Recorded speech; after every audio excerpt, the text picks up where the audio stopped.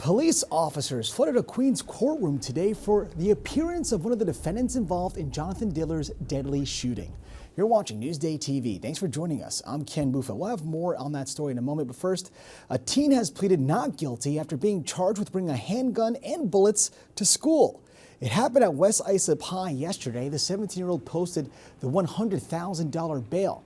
His attorney says there's no evidence and no criminal intent that the teen was going to hurt anyone. The next hearing is set for Monday. And court records show the driver told police he had no idea his passenger was going to shoot the detective. Lindy Jones says he went to buy liquor and had no warning that Guy Rivera was going to shoot Diller. Jones has been indicted on weapons charges in the case, and the deadly shooting happened in Queens last month. The police have made their presence known in the courtroom. Doesn't matter how long this case takes, we're going to continue to pack these courtrooms to make sure that there's justice for our hero brother, Jonathan Diller.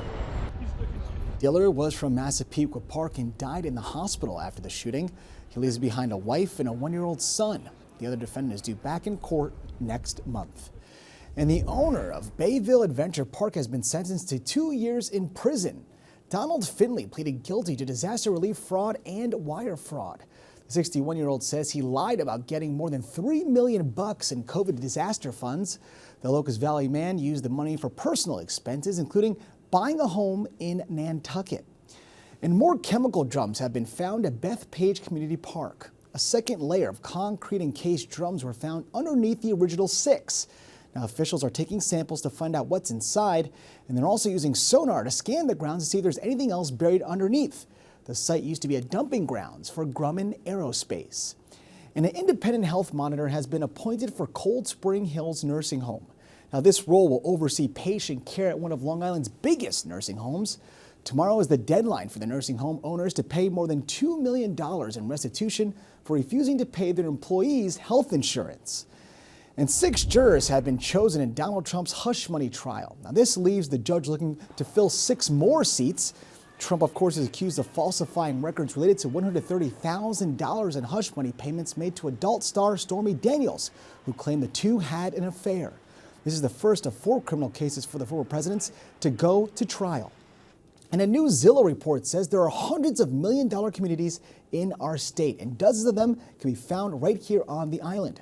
Real estate reporter Rachel Weiss breaks it down. There were $53 million cities on Long Island, so that's 32 in Suffolk County, which includes a lot of those East End communities. Every Hampton you can think of is on there, and then you have 21 of them in Nassau County. All right, so what's driving up these prices?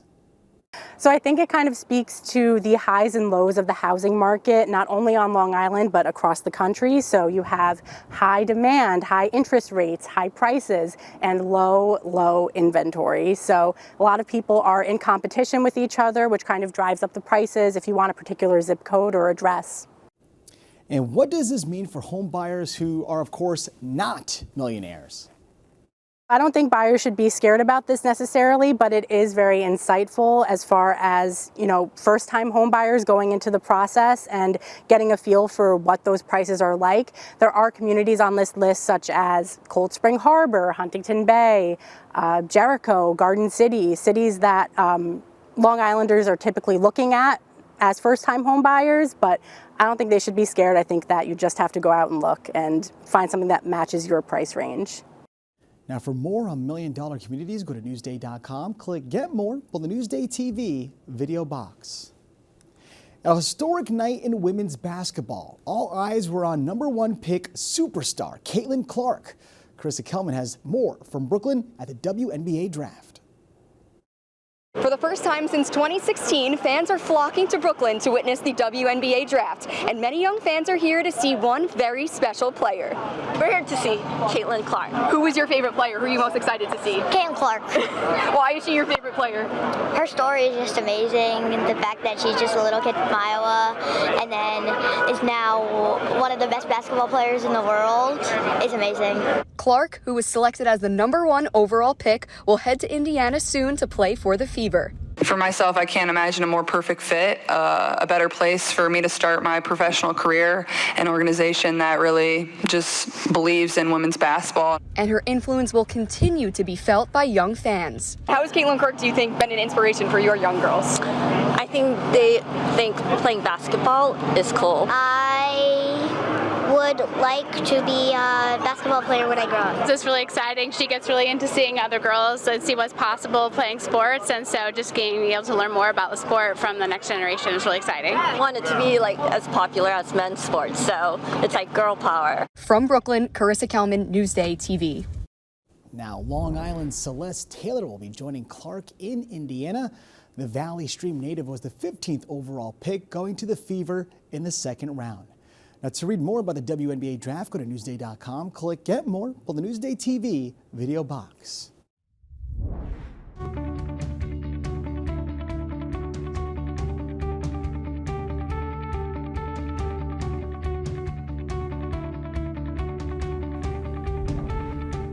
Parents say the cost of prom is on the rise, but there is a group making sure students get the priceless experience ahead of the big day.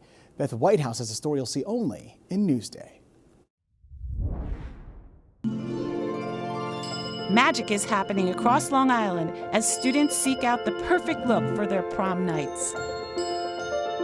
Here in Huntington, the town turned its senior center into a shopping center for Project Prom. They rolled out the red carpet and invited the students in for a shopping spree. Hundreds of dresses, suits, ties, shoes, all for an unbeatable price, free. It's as though Cinderella's fairy godmother dropped in for the day to dress these teenagers for the ball. I'm here today to look for a prom dress, and luckily I was able to find one. Let's see, what'd you pick? A nice, beautiful purple, you know, with an open slit. How many dresses did you try on today? I'm not gonna lie, I tried around like 15 dresses. There's so many to choose from, but I finally picked out the right one. What would it have cost you think, to buy this in the store? A good $200. Give or take, prom is not cheap, it's expensive. My prom is actually June 18th. I go to Harborfields High School. Okay. And then after my prom, a few months later, this summer, I'm leaving for the military, going to the Marines. We did Project Prom because the biggest expense that we're hearing from the young folks is that the cost of the dress or a tuxedo is prohibitive to go to the prom. So we've had a lot of members in the community donate. We've had Mitchell's in Huntington Village donate some men's suits. We had Estelle's Dressy Dresses give quite a few dresses. Bloomingdale's helped out as well. So Kevin, you picked out these two. Which one are you gonna wear to prom? Right now, I'm going with the black one, but I also like this one. And I couldn't choose between the both, so they let me take both of them. If I were to go to rent a tuxedo, I don't know the prices, but they would set me back a lot of money. So it's better that I came here and I found something for free. And they're good quality, so. So now, all that's left is to wait for the dancing on the big night. For Newsday TV, I'm Beth Whitehouse. Looks like an awesome time. Now, for more on where you can find free prom dresses, go to Newsday.com, click Get More, pull the Newsday TV video box. All right, now let's take a look at your somewhat wet Long Island weather. So it was a gorgeous day outside today. If you haven't gone out there, there's still time. Tonight we're in the mid-40s, and tomorrow we will have some showers in the evening. So taking a look, you can see we're pretty much dry all day, but on your commute home, you will be dealing with some showers.